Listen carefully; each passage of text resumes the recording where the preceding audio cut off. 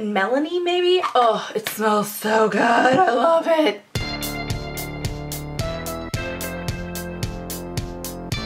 Hey guys and dolls, welcome back. Today I'm going to be sharing with you my February favorites, and I'm sorry this video is a little bit late. It was just kind of crazy the last couple days of February, all the things happening at once, but I'm here today to share with you my favorites. And I have a very lip-centric month. As you guys know, I was trying out a bunch of different lip glosses. I did 2 different reviews that were really heavy on lip gloss swatches, and I also had the flu for a little over a week. So between that and all the swatching, it was like my lips are just like totally raw. So I want to share 2 different lip balms that I used this month that I really liked. The first one is the EOS lip balm, and you guys have probably seen this in like a million videos, and you very well probably have this at home as well. So they come, you know, this little weird ball thing. When I first got it, I was like, I don't know about this. They had a big pack of them at Costco, and I bought the pack because I was like, oh, I can give like one to my mom and one to my friend, and I can just be like the giver of the lip balm. And I kept a couple for myself, like this mint one. It smells really good. Like a lot of things I've mentioned kind of have more of like an herbally mint scent, whereas this one's like, reminds me of like peppermint or gum or something. I really like a peppermint kind of smell. The packaging is obviously very cute. Now, in terms of like the level of hydration you get with this, I don't feel like it's intense hydration. I feel like it's kind of mild. Overall, this isn't one that I would go to if my lips were severely chapped, but on like the daily, just to throw in your purse, whatever, this is a nice one to have. And again, it's so cute and oh, it's just adorable. I also like how the packaging is like rubberized and stuff. I just think it's a neat texture, and it's cute. It's, you know, it's different. Nothing's quite like that.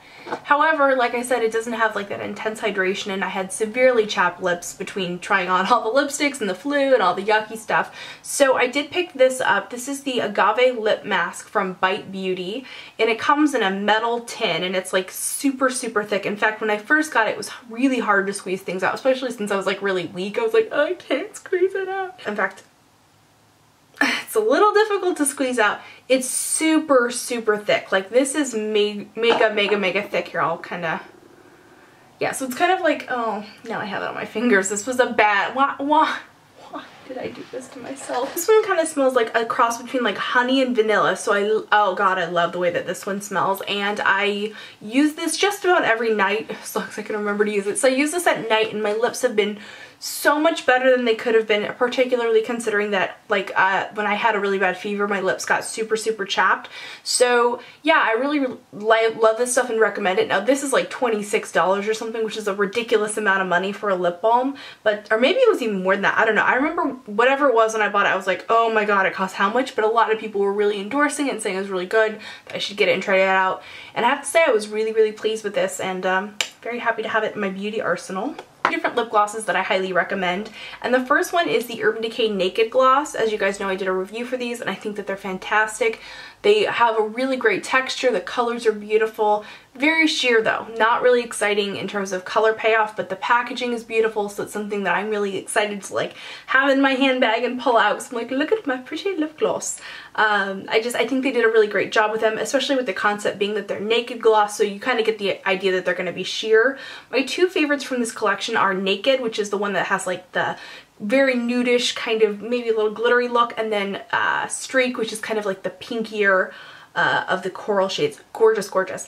Now if you want a lip gloss that has a little more color and maybe a little more staying power, I would check out the Milani Brilliant Shine lip glosses, which I also reviewed this month, and these are phenomenal. I absolutely love these. These are probably my favorite new lip gloss, even over the Urban Decay ones, like just barely, but because these ones have more color. So the 2 shades that I have here are Luminous and Coral Crush, so very similar colors to the ones from Milani. You can tell I like the same kinds of shades, and they're fantastic. I love them, and I also like the very square packaging. It helps like store them, which I guess is just a weird like Virgo thing to care how things are situated in a drawer, but there you go. Another drugstore find that I'm really loving this month is the Milani Brow Shaping Clear Gel.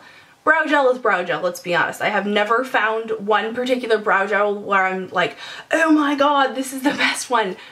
So what I like about this one is the shape of the brush. It's very short, and it's sort of triangular, you know, it kind of tapers down here at the top, so it really helps to get into the brows, and it's not like this big monstrosity. Like for instance, the Sigma Brow Gel is like huge, like it's enormous. I hate using that thing, I'm done, because it's just too big. Whereas something like this is small, it's inexpensive, and it has the black tube, so you don't see how gross your brow gel gets, because let's get honest, it gets kind of a little bit manky. My next favorite of the month is the Naked Skin Beauty Balm Broad Spectrum Sunscreen SPF. I'm just adding words in. SPF 20. This stuff is fantastic as a primer. It has a little bit of a tint, so it stops it from having like that kind of whitish or even gray or purple cast that I can have when something has sunscreen. So two of my other favorite primers that have sunscreen are the MAC Prep and Prime SPF 50, which is fantastic. It's really good for powders. It acts like glue for like powder products. It can feel a little overly creamy, so if you have very, very oily skin, this may or may not be good for you. I found it with some people who have oily skin, they're like, oh, it prevents oil, and then some people who have oily skin are like, ew, oil slick. So the Hourglass Veil Mineral Primer is fantastic, and I would really say that these two are the most comparable, just in terms of the super silky feel it gives to the skin. But I have to say, I actually prefer the Urban Decay one. I think that it's a little bit silkier. It has a higher sunscreen amount in it. The other thing that really impressed me is that earlier this month I went to put my foundation on, and I actually forgot to put this on, and as I'm putting my foundation on, I was like, God, this looks like crap. What is happening to my skin today? And I realized that I didn't put this on. So it does do something. And sometimes I feel like primers, like, you don't notice so much if they're really doing anything. You're like, is this really worth spending the money? I really feel like this did something. It does something. I love it. I love you, baby. How you doing?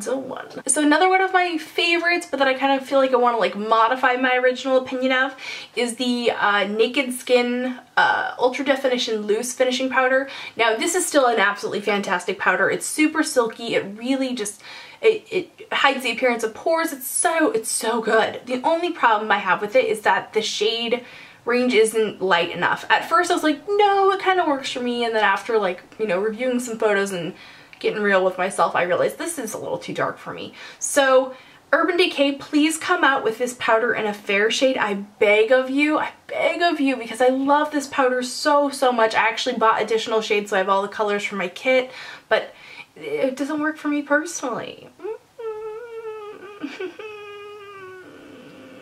So my next product of the month is an awesome hair product I discovered last time I got my hair cut, and the stylist like sprayed this on my hair before she like did all the blow drying stuff, and I was like, I don't even know what that is you just sprayed on me, but it smells so good that I have to have it. So this is the Sebastian Trilliant Thermal Protection and Sparkle Complex spray stuff. So this actually has like little bits of mica in it, and it's one of those like dual phase ones, so you have to like shake it up and make that happen. I found that it gives my hair a really great shine. It actually adds like a little bit of hold, which is kind of nice. And what I like to do is when I put my hair up in my rollers, I'll spray it in my hair after I've put them up in the rollers to kind of like add a little bit of like, it's like almost like a light hairspray or something. And I love this stuff. It's great, and it smells amazing. Smell-o-vision. I don't even know how to describe that. A little bit melony maybe? Oh, it smells so good. I love it. The last two favorites of the month are non-makeup related, and the first one is the Alice and Olivia mug from Starbucks. And I know this is kind of like old news, but when it first came out, I was like, I'm not gonna buy that. I really wish I had, because it was $19 at the time, and I bought this on eBay for double that. And I hate myself for it, but I had to have it. So cute. I love that it's a ceramic mug, so the part that you touch your lips to is ceramic as well. It has the double walls, so it actually keeps your coffee hot. It is gorgeous, gorgeous, gorgeous. And yeah, I thought I would at least show it in a video, because then I can justify having purchased this for a ridiculous amount of money on eBay. So pretty. Final favorite of the month is something that you guys are going to probably think I'm a huge nerd for, and I'm kind of showing my cards a little bit because it is a documentary about Prohibition. So this is a PBS documentary by Ken Burns and Lynn Novick, and it is so informative and so interesting. And like me personally, I'm a visual learner, so I love watching documentaries about history because I absorb more of the information.